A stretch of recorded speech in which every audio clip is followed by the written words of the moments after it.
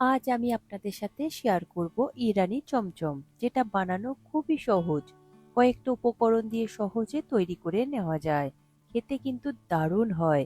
আমাদের এখানে যে চমচমগুলো তৈরি হয় সেটা বানাতে একটু সময় লাগে, তবে ইরানি চমচম বানানো খুবই সহজ, খুবই কম সময় লাগে।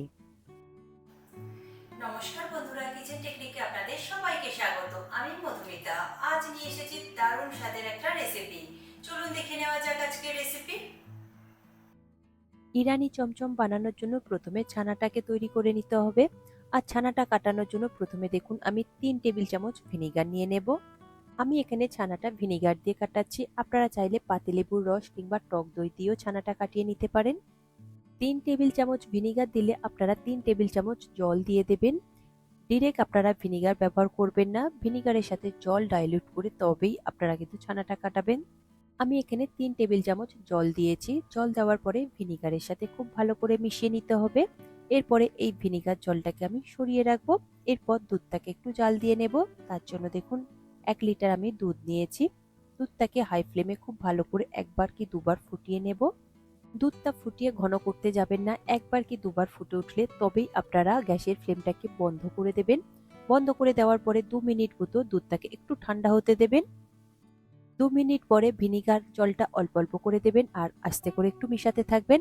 এইভাবে পুরো ভিনিগারটা একবার কি দুবারের মধ্যেই দিয়ে দেবেন। দেখুন আমি দুবারে ভিনিগারটা দিয়েছি, দিয়ে হালকা করে একটু নাড়াচাড়া করছি। আপনারা দেখবেন যে নাড়াচাড়া করতে করতেই দুধটা খুব সুন্দরভাবে ফেটে যাবে, একদম ছানা তৈরি হয়ে যাবে। তবে কখনো গ্যাসের ফ্লেমটাকে অন করে ভিনিগার দেবেন না, তাহলে কিন্তু ছানাটা শক্ত হয়ে যাবে, একদম রাবারের মতন হয়ে যাবে, কোনো রকম মিষ্টি তৈরি হবে না। দেখুন নাড়াচাড়া করার ফলে ছানাটা কত সুন্দরভাবে ফেটে গিয়েছে, একদম সফট তৈরি হয়েছে।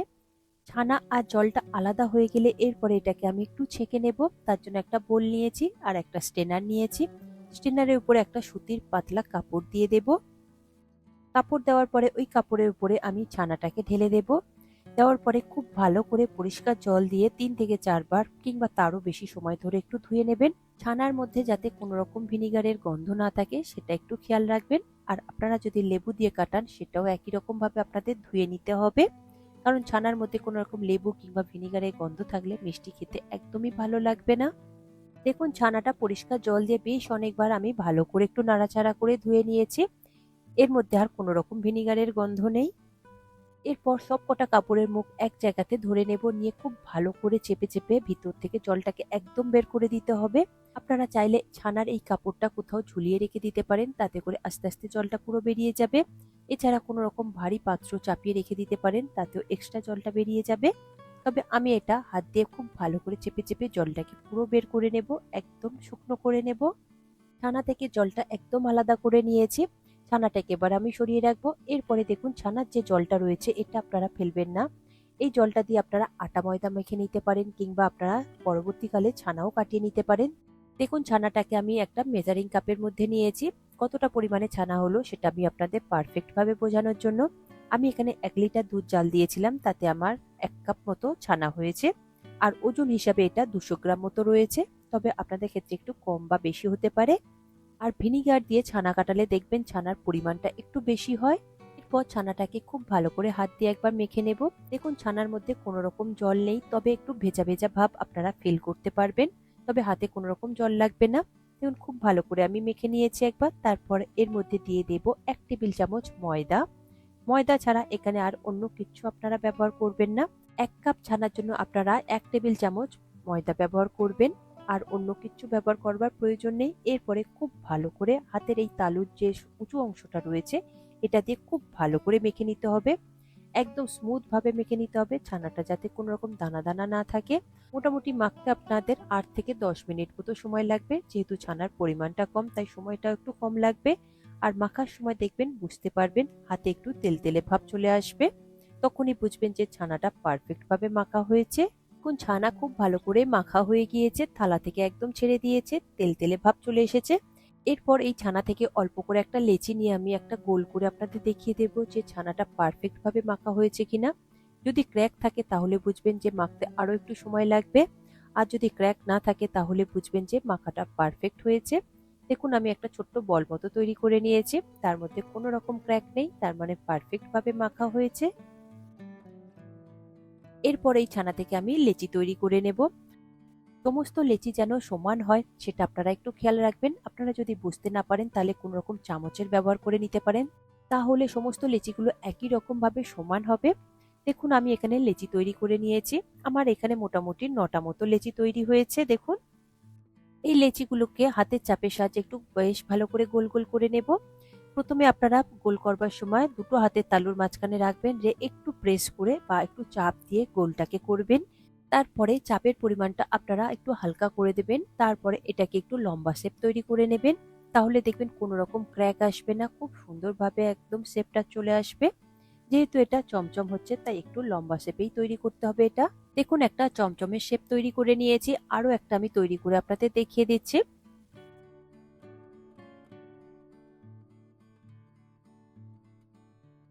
দেখুন দুটো চমচমের শেপ তৈরি করা হয়ে গিয়েছে, বাকিগুলো একই রকম ভাবে আপনারা তৈরি করে নেবেন। দেখুন সবগুলো আমি তৈরি করে নিয়েছি। আমার ওখানে 1 কাপ ছানা দিয়ে 9টা মতো চমচম তৈরি হয়েছে। যেহেতু চমচমগুলো আমি একটু বড় সাইজের করেছি তাই। পরে এটাকে একটা পাতলা কাপড় দিয়ে ঢেকে রেখে দেবেন যাতে উপরটা শুকিয়ে না যায়। তার মধ্যে আমি চিনির শিরাটা তৈরি করে নেব। দেখুন মেজারিং কাপের 1 কাপ নিয়েছি আমি চিনি। চিনিটাকে এবারে আমি দিয়ে দেব। চিনি দেওয়ার সাথে সাথে আপনারা এখানে 6 কাপ মতো জল দিয়ে দেবেন। চিনি যদি 1 কাপ দেন তাহলে জল হবে 6 কাপ। আমি এই মেজারিং কাপেই দিয়েছি। আর আমি দেখুন কড়াটা আমি বেশ বড় সাইজের নিয়েছি। আপনারা যে কোনো মিষ্টি তৈরি করতে গেলে অবশ্যই পাত্রের সাইজটা একটু বড় রাখবেন।